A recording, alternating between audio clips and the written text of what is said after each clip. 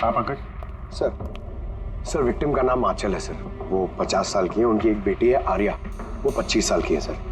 खूनी ने आंचल जी को मार के आर्या को किडनैप कर लिया सर। बाहर एक वॉचमैन है, उसने ये कहा है कि उसने कोई अनजान आदमी को आते जाते नहीं देखा, मगर सर रात में 1-2 बार नींद लग गई थी तो मिस कर दिया होगा किसी को। ये इतनी सारी दवाइयाँ? सर घर के कोने कोने में दवाई है। मतलब घर में कोई सीरियस पेशेंट है? सर ये आंचल जी और ये आर्या।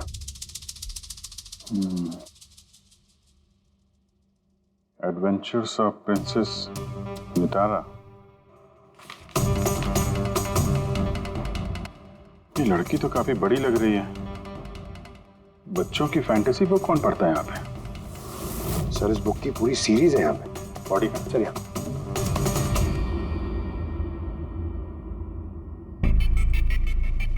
चाकू मारा है? हाँ चाकू से, और वो भी एक बार नहीं, कई कई बार। अभिजीत, इस खून में 2 लोग शामिल थे। 2 लोगों ने सर? हाँ, ये देखो, ये इनके हाथ पर ये उंगलियों के निशान। एक ने इनके दोनों हाथों को कस के पकड़ के रखा और दूसरा इन पर चाकू से वार करता रहा।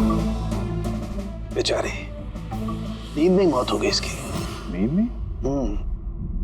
इनके शरीर पर कहीं भी किसी किस्म का कोई खरोंच का निशान ही नहीं है, और इनकी मौत हुई कल रात को 12 बजे। कोई फिंगरप्रिंट्स वगैरह मिलेगा? नहीं अभिजीत, ये दोनों खूनी बहुत होशियार हैं, कहीं कोई फिंगरप्रिंट नहीं छोड़ा। लेकिन उन्होंने आंचल और आर्या के सोशल प्रोफाइल पे ये अपडेट किया कैसे? सर, हाँ पूर्व। आंचल और आर्या के लैपटॉप से, दोनों यही लैपटॉप यूज करते थे। अरे मगर पासवर्ड कैसे मिला उन्हें? पासवर्ड इसमें सेव था। उन्होंने मैसेज किया था कि वो लोग आर्या को 12 घंटे के बाद मारेंगे, यानी कि दोपहर को 12 बजे। तो 4 घंटे बचे। वो आर्या की जितनी भी दवाइयाँ, मेडिकल रिपोर्ट वगैरह सब ले लो, उसको ढूंढने में काम आएंगे। उन्होंने फोन किया था? सर आपने फोन किया था? जी सर। कब से जानते हैं आप आंचल और आर्या को? सर 5 साल पहले वो लोग यहाँ शिफ्ट हुए थे। आंचल आंटी जैसी माँ मैंने लाइफ में नहीं देखी। इससे क्या मतलब है आपका? सर आर्या को बहुत सारे हेल्थ प्रॉब्लम्स हैं, लुकेमिया, एपिलेप्सी, एस्थमा, बहुत सारी तकलीफें झेल रही है वो तो अपने व्हीलचेयर से उठ भी नहीं पाती, खाना भी फीडिंग ट्यूब से खाती है। आर्या की बचपन से मेंटल ग्रोथ बहुत अबनॉर्मल है। वो है तो 25 साल की, लेकिन बिल्कुल एक छोटी बच्ची की तरह है। वो अपनी माँ के बिना बिल्कुल नहीं रह पाती। वो हर चीज़ के लिए आंचल आंटी पर डिपेंडेंट थी। और आंचल आंटी, उन्होंने जो आर्या के लिए किया है वो शायद ही कोई माँ कर पाए। वो एक नर्स थी, लेकिन उन्होंने अपना जॉब भी छोड़ दिया आर्या की ज़रूरत पूरी करने के लिए। आर्या का ट्रीटमेंट, उसका देखभाल, सब कुछ आंटी अकेले ही मैनेज करती थी। उनके पास कोई हेल्प नहीं था। क्यों, फैमिली में कोई और नहीं था क्या? उनके हस्बैंड? सर आंचल आंटी का डिवोर्स बहुत साल पहले हो गया था और उनके हस्बैंड ने उन्हें 1 रुपया भी नहीं दिया आज तक। सारे बड़े बड़े बिल्स, सारा खर्चा आंटी अकेले ही उठाती थी। आपने कहा आंचल ने नौकरी छोड़ दी थी, तो फिर ये सब बिल्स वगैरह एक कैसे भरते थे? चैरिटी और डोनेशंस, इसके अलावा आंचल आंटी के पास और कोई चारा नहीं था। ऐसी क्या सर, ऐसे इंसान को कोई कैसे मार सकता है? सर मैंने आंचल और आर्या का सोशल प्रोफाइल चेक किया। सर ये लोग इंटरनेट पे काफ़ी फेमस हैं, हज़ारों लाखों फॉलोअर्स हैं इनके, जैसे सेलिब्रिटीज़ के होते हैं।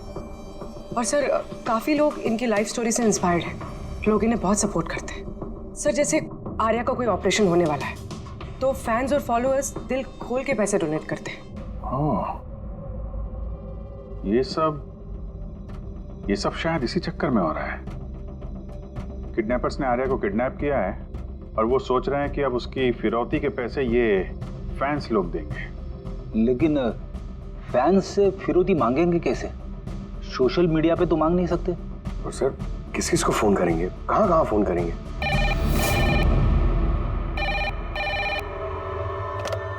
Hello hello hello, blank call. पता करो ये कॉल कहाँ से है, इसकी डिटेल्स निकालो। सर हमें जल्दी से जल्दी किडनैपर्स को ट्रेस करना होगा। उन्होंने कुछ ऐसा लालच देना होगा कि पैसों के लिए वो हमें फोन करें। वो कैसे करेंगे सर?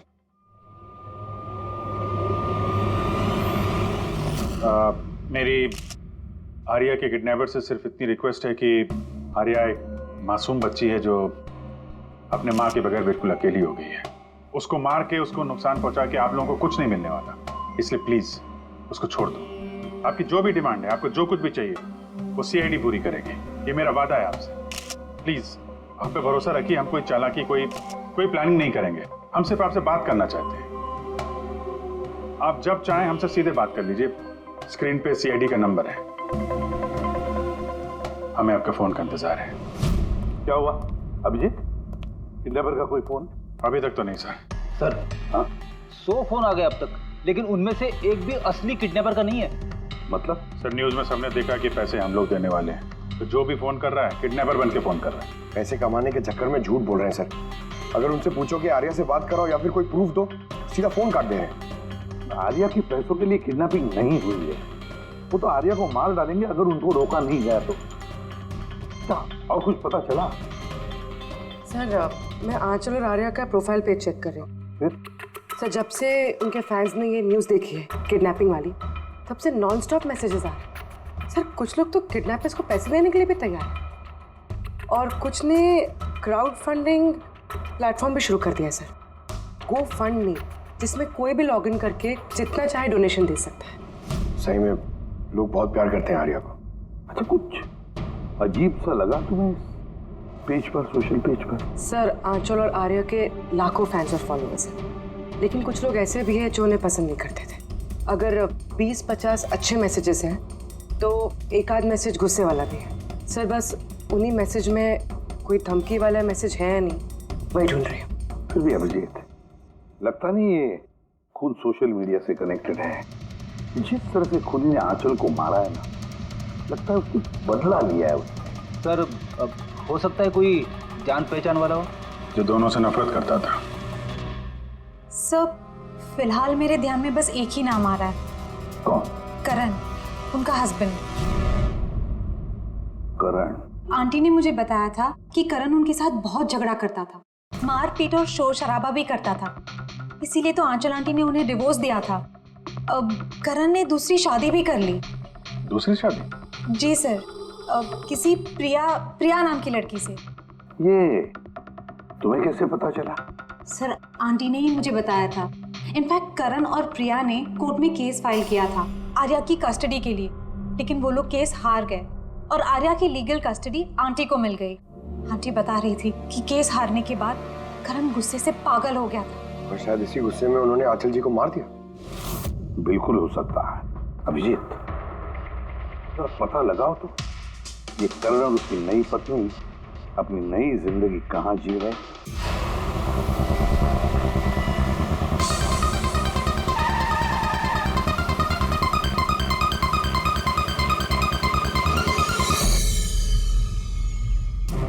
कहाँ है आर्या? हैं? आर्या कहाँ है? ये आप क्या कह रहे हैं? आर्या मेरे पास नहीं है। अच्छा, कहाँ छुपा के रखा है उसको? आंचल के खून में इस प्रिया ने तुम्हारा साथ दिया था या किसी और की मदद ली थी तुमने? ये क्या बोल रहे हैं आप? मैं आंचल को क्यों मारूंगा और मैं अपनी बेटी आर्या को क्यों किडनैप करूंगा?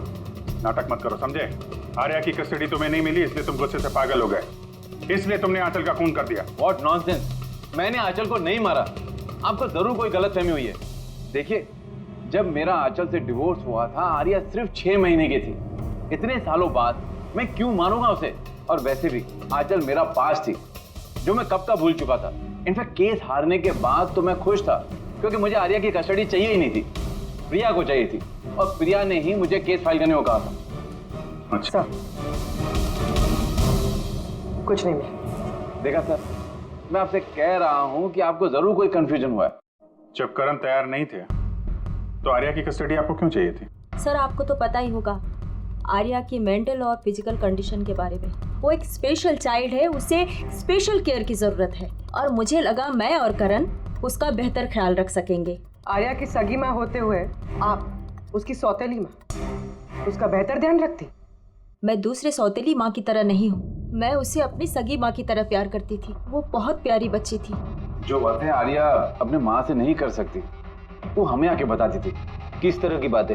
अपनी पर्सनल सीक्रेट्स जो हर टीनेजर की जिंदगी में होती है। जैसे कि सर, जैसे कि 5 महीने पहले आर्या हमसे मिलने आई थी।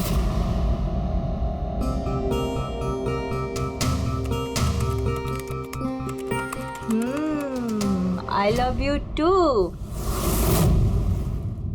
किसको किसेस दिए जा रहे हैं? नहीं, कोई भी तो नहीं है। पर मैंने तो देखा। बताओगी नहीं मुझे? प्लीज बताओ। पर आप मम्मा को मत बोलना, वो बहुत गुस्सा करेगी मुझ पे। नहीं बताऊंगी। पक्का प्रॉमिस? पक्का प्रॉमिस। ये सीक्रेट हम दोनों के बीच में रहेगा। बोलो ना। वो मेरा बॉयफ्रेंड है। बॉयफ्रेंड? वाओ। तुमने कभी बताया नहीं। कहाँ मिले तुम लोग? ऑनलाइन चैट पे। ऑनलाइन चैट पे? नाम क्या है उसका? नहीं, और नहीं बताऊंगी। नहीं, बस इतना ही। ये बात तो उसने आंचल को भी नहीं बताई थी। और जब पता चला तो तुम लोगों ने क्या किया? वैसे भी आर्या की जिंदगी में बहुत सारी तकलीफें हैं। अगर उसे थोड़ी सी खुशी मिल जाती तो प्रॉब्लम क्या है? मैं क्यों रोकूं उसे? और वैसे भी उसका बॉयफ्रेंड उससे ऑनलाइन चैट करता था। बेचारी कौन सा उससे मिलने जाने वाली थी। व्हील चेयर से उठ पाती तभी तो चलती ना। आर्या चल के नहीं जा सकती थी, लेकिन उसका बॉयफ्रेंड तो चल के उसके पास आ सकता था। ये नहीं सोचा आप लोगों ने? आपको तो पता होना चाहिए कि ऑनलाइन चैट्स पर कैसे कैसे साइकोपैथ्स होते हैं, जो कुछ भी करने से पहले एक बार भी नहीं सोचते। फिर भी आपने आर्या से पूछने की कोशिश नहीं की, जानने की कोशिश नहीं की। मुझे तो लगता है ये सब किया धरा उसके बॉयफ्रेंड का है। आर्या के घर में घुसा, आंचल का खून किया और आर्या को लेकर निकल गया। आप लोगों को कुछ भी पता चले तो फौरन हमें इन्फॉर्म करिएगा, ठीक है? जी सर। सर इस बॉयफ्रेंड का पता करना चाहिए। आई एम श्योर उसी से कोई लीड मिलेगा। करेक्ट। पंकज, आर्या का कोई बॉयफ्रेंड है जो रेगुलरली उससे ऑनलाइन चैट करता था। उसका लैपटॉप चेक करो, पता तो करो कौन है ये सीक्रेट बॉयफ्रेंड। सर, आर्या ने एक और आईडी बनाया था सर, प्रिंसेस नितारा के नाम से। आर्या के 2 अकाउंट्स हैं सर। एक उसका कॉमन अकाउंट अपनी माँ आंचल के साथ और दूसरा सीक्रेट अकाउंट। इसी अकाउंट से वो चैट करती होगी अपने बॉयफ्रेंड के साथ। इसलिए शायद सर आंचल जी को इसके बारे में कुछ पता ही नहीं था। तो सर ये उसका पासवर्ड क्या हो सकता है? पासवर्ड क्या हो सकता है? पासवर्ड ही ट्राई करो, PASSWORD। Sir I love Nitara type करके देखो सर। करो, I love Nitara. Pankaj, I love princess Nitara, try करो।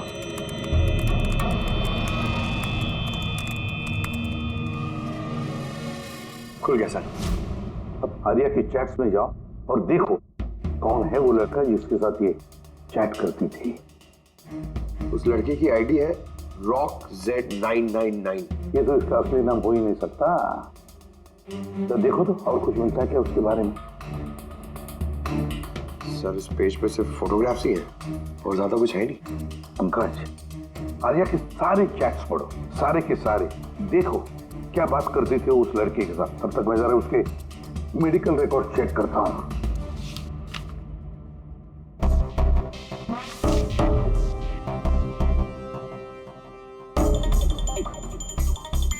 Cardiologist, oncologist, blood report, neurologist. और किस किस के पास गई थी ये लड़की? Psychiatrist, gastroenterologist. माय गॉड, इतनी कम उम्र में इतना सब कुछ। सर ये शुरुआत के 2-3 महीने तो सर ये सब अपने आप को फीलिंग्स बता रहे थे कि एक दूसरे से कितना प्यार करते हैं, सिर्फ रोमांटिक बातें कर रहे हैं। उसके बाद दोनों में जब हाँ हो गई तो आर्या ने आइडिया दिया कि हमें कोड लैंग्वेज यूज करना चाहिए।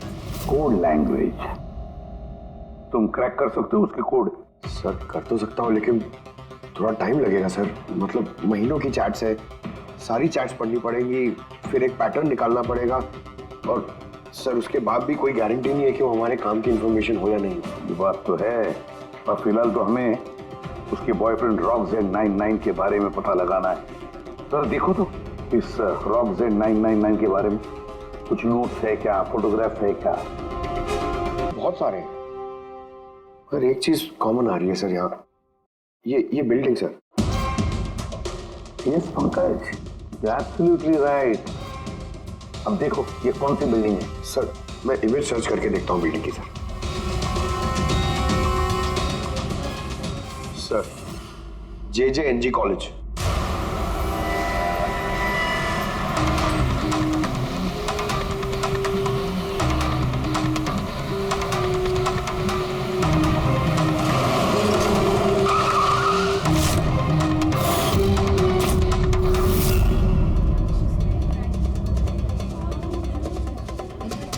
सर ये लोग आपसे कुछ बात करना चाहते हैं। जी कहिए। इसे जानते हो?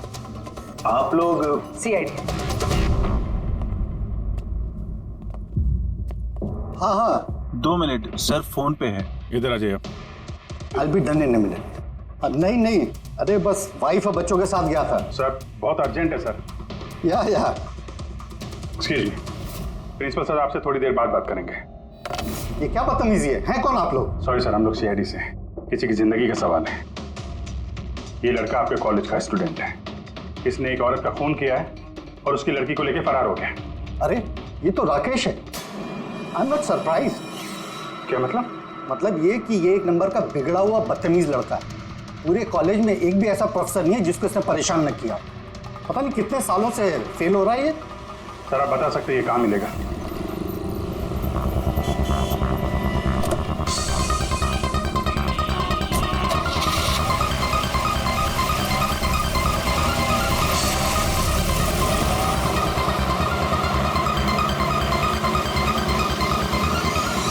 ये आप क्या कह रहे हैं इंस्पेक्टर? ऐसा नहीं हो सकता। मैं मानती हूँ कि राकेश बिगड़ा हुआ है, नकचढ़ा है, पर वो किसी का खून नहीं कर सकता सर। आप अपने बेटे को इतनी अच्छी तरीके से जानती है और आपको पता ही नहीं था कि उसकी कोई गर्लफ्रेंड भी है। और उसी लड़की की माँ का किसी ने खून कर दिया। सर मैं आपको यकीन दिलाता हूँ सर कि राकेश ने खून नहीं किया है। वो बहुत ही सीधा लड़का है। हाँ कभी कभी वो किसी के भी बहकावे में आ जाता है। राकेश अक्सर किसी न किसी मुसीबत में फंस जाता है, इसलिए मैंने फैसला किया कि उसके ऊपर 24 घंटे नजर रखूंगी।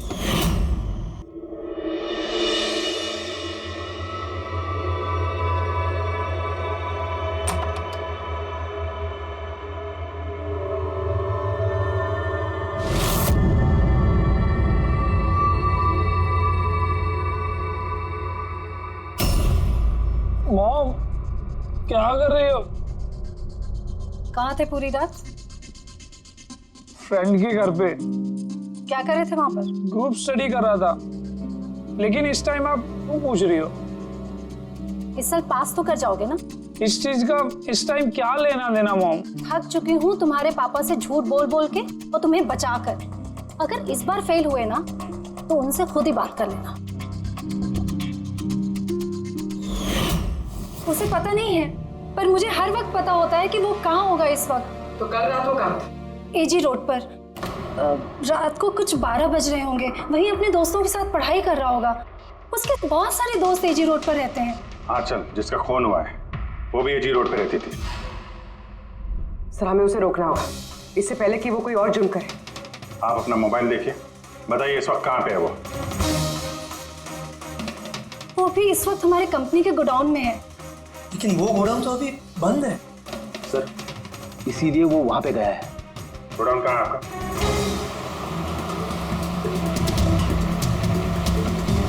रिलैक्स।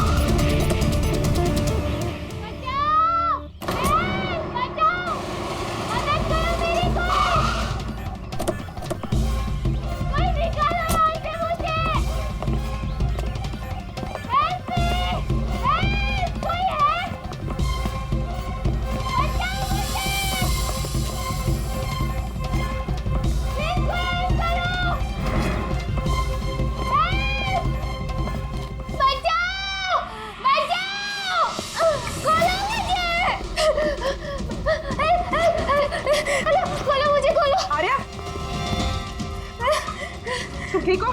हाँ इसे खोलो, इसे खोलो। हाँ, डरना नहीं, तुम्हें कुछ नहीं होगा। तुम ठीक हो ना? हाँ, ये किसने किया?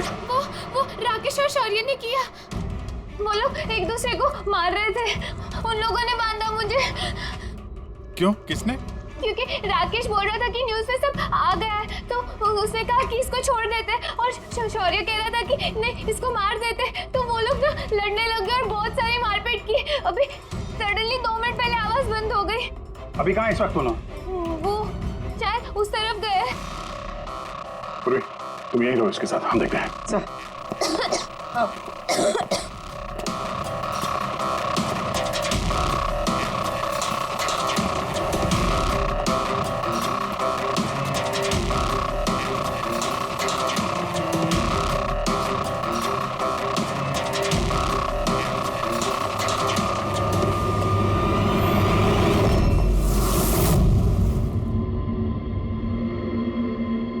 सांसें बंद हो गई है, लेकिन ज्यादा देर नहीं हुई। बॉडी अभी भी गर्म है। मतलब सर, शौर्य आसपास ही कहीं होगा। सर, बाहर तो कोई नहीं सर। पंकज, तुम यहाँ देखो, लाश के आसपास कुछ मिलता है क्या?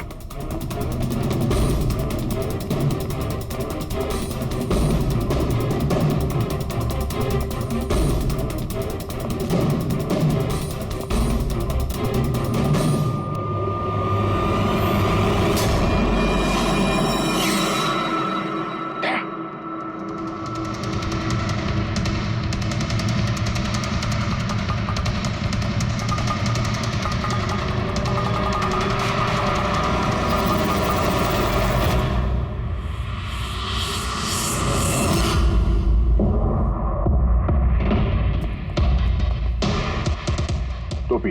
सर, लगता है शौर्य भाग गया। आर्या से पता चल सकता है। तुम बॉडी को फॉरेंसिक लैब भेजने का इंतजाम करो, जल्दी।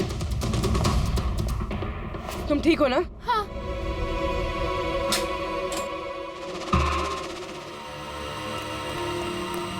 कैसी है? सर ठीक है। ठीक है, इसको जल्दी हॉस्पिटल लेके जाओ, हम लोग वहीं मिलते हैं। Sir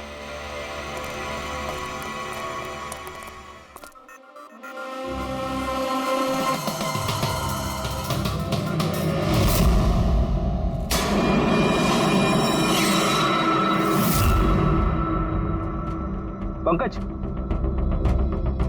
phone. कुछ मिला? सर, ये मोटर वेपन मिला सर। सर, ये मोबाइल मिला है। मैंने इसे राकेश के अंगूठे से अनलॉक कर दिया है। इसमें शौर्य का नंबर जरूर होगा सर। अब तक तो हम राकेश को खूनी समझ रहे थे। मुझे तो लगता है ये सारा प्लान शौर्य का है। एक काम करो, तुम दोनों ये फोन लेके ब्यूरो जाओ और इसमें जितने भी कॉन्टैक्ट्स और चैट हिस्ट्री है सब चेक करो।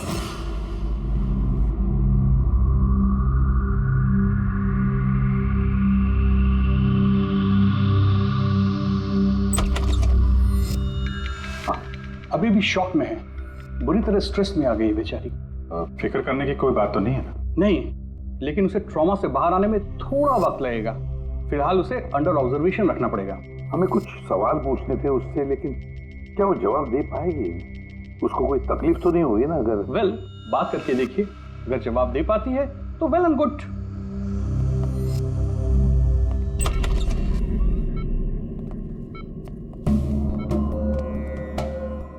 आर्या कैसा फील कर रही हो? नहीं, उतना नहीं, ठीक हो। हमें आपसे कुछ सवाल पूछना है, क्या आप हमसे बात कर सकेंगे? नहीं, अगर तुम नहीं चाहो तो हम बाद में आ सकते हैं। नहीं, आई कैन टॉक। आर्या, कल रात को क्या हुआ था, बता सकती हो?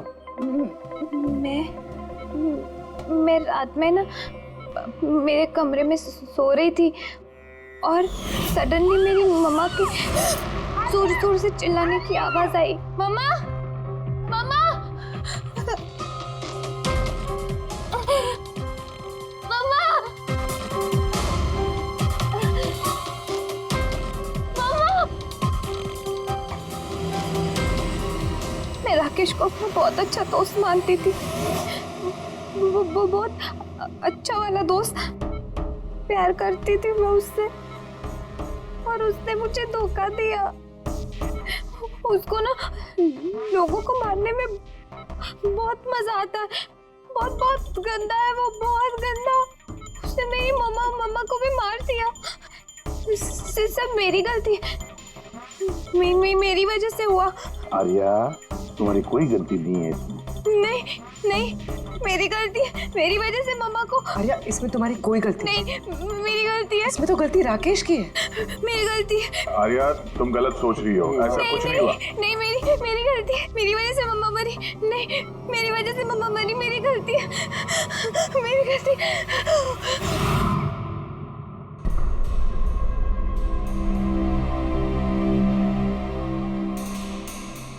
सर मुझसे तो बेचारे की कंडीशन देखी नहीं जाती। इतनी सी उम्र में क्या क्या झेलना पड़ रहा है सर। एक एक दिन जूझ रही है जीने के लिए, लड़ रही है जिंदगी से। हमें लगता है कि हमारी जिंदगी में ही तकलीफें हैं। सर अब शौर्य का क्या करें? सोचा था आर्या से रिक्वेस्ट करेंगे कि शौर्य के बारे में बता दे तो स्केच बन जाता। लगता नहीं इस हालत में है वो। अभी शौर्य को हमें ही ढूंढना होगा सर, और वो भी जल्दी से जल्दी। पता नहीं कि शौर्य और क्या प्लान बना रहा है। पंकज। हाँ पंकज, कुछ मिला राकेश के फोन से? हाँ सर, ये राकेश के कॉन्टैक्ट लिस्ट में कोई भी शौर्य नाम का आदमी नहीं है सर। क्या? अरे यार, ऐसा कैसे हो सकता है? सर मगर उसके सोशल प्रोफाइल में 3 फ्रेंड्स हैं जिनका नाम शौर्य है। हाँ तो ऐसा बोलो ना, कुछ पता किया उनके बारे में? हाँ सर, उनमें से एक शौर्य है जिससे राकेश लगातार बात करता है सर, और उसका एक क्रिमिनल रिकॉर्ड भी है। ओके, कांटेक्ट किया उससे? नहीं सर, मुझे लगा कि वो चौकन्ना हो जाएगा, मगर सर्विस प्रोवाइडर से उसकी लोकेशन निकाल ली है सर। क्या बात है पंकज, वेल डन। कहाँ पे है इस वक्त वो? सर उसकी फोटो और लोकेशन मैं दोनों आपको आपके सेल फोन पे भेज रहा हूँ सर। भेजो, जल्दी भेजो। ओके। अरे भागो, पुलिस की रेड पड़ गई है। क्या है? खड़ा जा। शौर्य कौन है?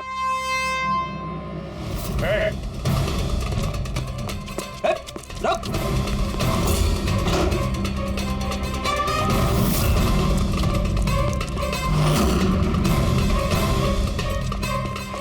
रुक जाने तो गोली लग जाएगी। सर गोली मत चलाना सर, प्लीज। सर आप अकेले मेरे पीछे क्यों पड़े हो सर? आंचल और राकेश के खून के इल्जाम में हम तुम्हें गिरफ्तार करते हैं। सर कौन आंचल सर, कौन राकेश, कौन है ये सब लोग? सर मैं नहीं जानता है ना सर, कोई कंफ्यूजन हुआ है सर। ज्यादा पी रखी है? अपने दोस्त राकेश को भूल गए?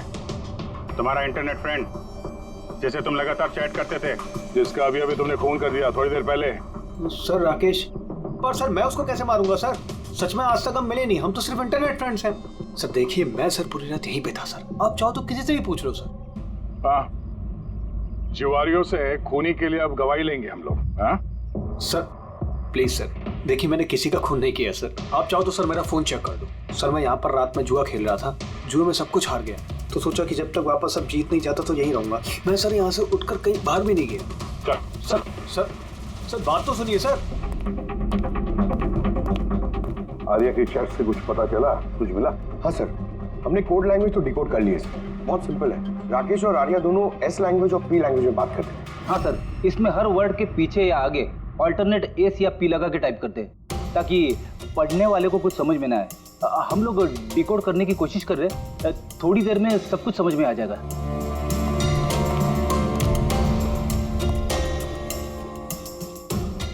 ये तो आर्या की स्टोरी बुक से है ना? हाँ sir, adventures of princess Nitara. Sir सोच रही हूँ ये हॉस्पिटल भिजवा दूँ, आर्या का मन लगा रहेगा। हाँ, वैसे उसकी जो साइकियाट्रिस्ट है उसे बुलाया हमने, पूरी केस समझानी पड़ेगी उनको ताकि वो उससे अच्छी तरह से ट्रीट कर सके। डॉक्टर साहब, कमिंग टू द पॉइंट, आपको आर्या की पूरी केस की जानकारी है, जरा इतना बताइए कि क्या उन ट्रीटमेंट के दौरान आर्या ने कभी जिक्र किया था कि उसकी माँ को, मेरा मतलब है आंचल को, कोई परेशान कर रहा है या फिर तकलीफ दे रहा है, ऐसे कुछ? वैसे मैं हूँ तो आर्या की साइकेट्रिस्ट, लेकिन जब भी मैं उसके साथ सेशन करती थी तो मेरा ध्यान उसकी तरफ कम और उसके मदर को ऑब्जर्वेशन करने में ज्यादा रहता था। आंचल को क्यों ऑब्जर्व करती थी आप? क्योंकि उनका बिहेवियर ऐसा था कि ऑटोमेटिकली मेरी नजर उनके ऊपर चली जाती थी। क्या मतलब? क्या होता था? वैसे शुरू में मैं श्योर तो नहीं थी, लेकिन जब मैंने आंचल का बिहेवियर नोट करना शुरू किया तो मैंने इसकी फाइल बनानी शुरू की और एट द एंड मेरा अंदाजा सही निकला। अंदाजा? कैसा अंदाजा? आंचल का केस बहुत ही यूनिक था। वो मंचौसन बाय प्रॉक्सी की शिकार थी। मंचौसन बाय प्रॉक्सी? सर ये देखिए।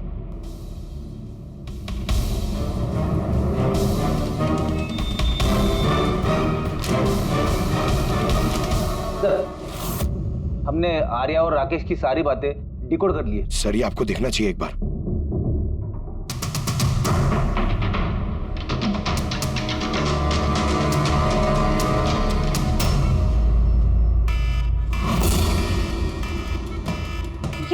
ये अलार्म? पर यहाँ बात, ये दुआ क्यों आ रहा है? कोई लोग भाग क्यों रहे? Nurse! Doctor! Nurse! Nurse! Help! Help me!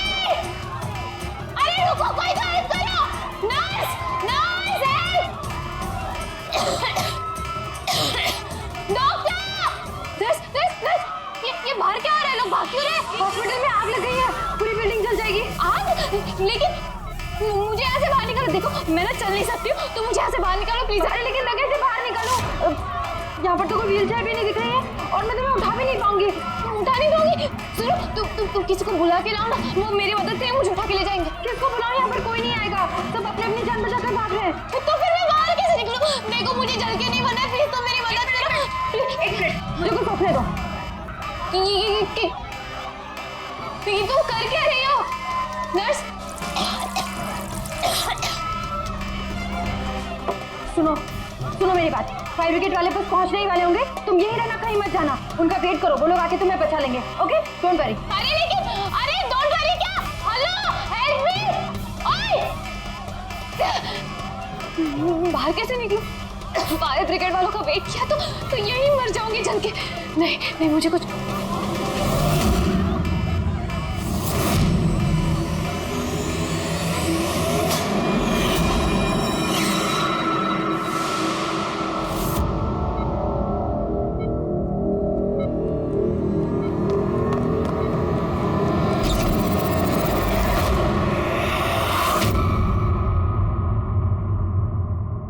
Arya, तुम्हें तो मसल डिस्ट्रॉफी है ना? आर्या को बहुत सारे हेल्थ प्रॉब्लम्स हैं, leukaemia, epilepsy, asthma, muscular dystrophy, बहुत सारी तकलीफें झेल रही है वो। तो फिर तुम ये भाग कैसे रही? अरे रे मस्कुलर डिस्ट्रॉफी वाले पेशेंट तो ठीक से चल भी नहीं पाते हैं। लेकिन आर्या तो भाग रही है सर, इतनी जल्दी ठीक हो गई, चमत्कार हो गया। वाकई चमत्कार हुआ। लेकिन और एक चमत्कार मैं बताऊं, आर्या को कोई बीमारी नहीं थी। आर्या के पैरों में ना कोई तकलीफ थी, ना उसे कुछ हुआ था। ना अस्थमा, ना ल्यूकेमिया, ना एपिलेप्सी, कुछ नहीं। बीमार तो बेचारी की माँ थी, मंचौसन बाय प्रॉक्सी। क्या हुआ? ये बीमारी के बारे में पता नहीं आपको? नो प्रॉब्लम, तुम्हारी डॉक्टर है ना, वो तुम्हें बताएंगे। मंचौसन बाय प्रॉक्सी एक ऐसी बीमारी है जिसमें पेशेंट सामने वाले को बीमार समझता है, खास करके अपने करीबियों को।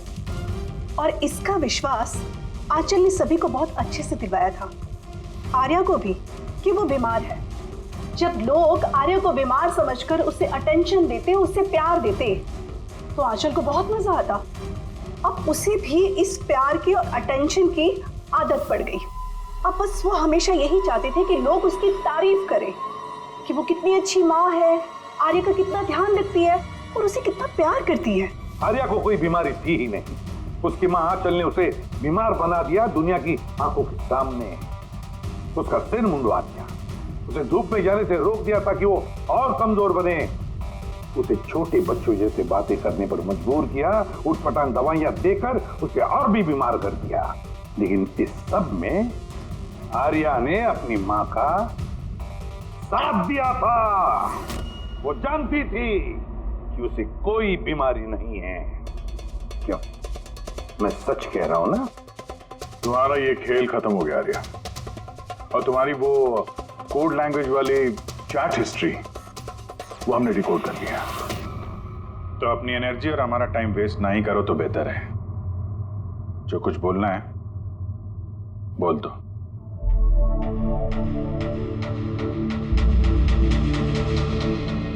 मेरे पास इसके अलावा और कोई ऑप्शन नहीं था। बहुत टाइम तक मैं ये मानती रही कि मैं सच में बीमार हूं, कि जब मुझे सच पता चला that I'm not sick, मैंने डिसाइड कर लिया कि मैं अपनी मॉम से दूर हो जाऊंगी, वरना वो इसी तरह मुझे अनवांटेड दवाइयां, अनवांटेड इंजेक्शंस देकर मार देती, और वो मुझे मारे इससे पहले मैंने उनको मार दिया। मेरे पास कोई और रास्ता ही नहीं था। रास्ता था आर्या, रास्ता था। तुम हमारे पास आ सकती थी, हम तुम्हें प्रोटेक्ट करते। सर, ये भी सोचा था कि मैं कंप्लेन लिखवाऊंगी, लेकिन कैसे? मेरी माँ ने इस हद तक सबको यकीन दिला दिया था कि मैं इतनी बीमार हूं कि अपने पैरों पे खड़ी भी नहीं हो सकती, कि मेरी दिमागी हालत ठीक नहीं है, मेरी कोई बात ना सुने, यकीन ना करे। ऐसे हाल में मैं किससे हेल्प मांगती? मैं जान गई थी कि ऐसे में तो मुझे बचाने के लिए कोई हीरो आएगा नहीं, इसलिए मुझे खुद का हीरो बनना पड़ा, खुद को बचाना पड़ा, और मार दिया अपनी माँ को। मैंने सबसे पहले फेक प्रोफाइल बनाया और महीनों तक राकेश के साथ चैट करती रही। आखिर वो मेरे बातों में फंस गया और उसने हाँ कह दिया मेरा साथ देने के लिए। उसके बाद मैंने और राकेश ने मिलकर मेरी माँ को मार दिया। काम हो जाने के बाद मैंने हमारे सोशल पेज पे वो पोस्ट अपडेट किया था। उसके बाद हम राकेश के गोडाउन पहुंचे। हमको पुलिस ने पकड़ लिया तो?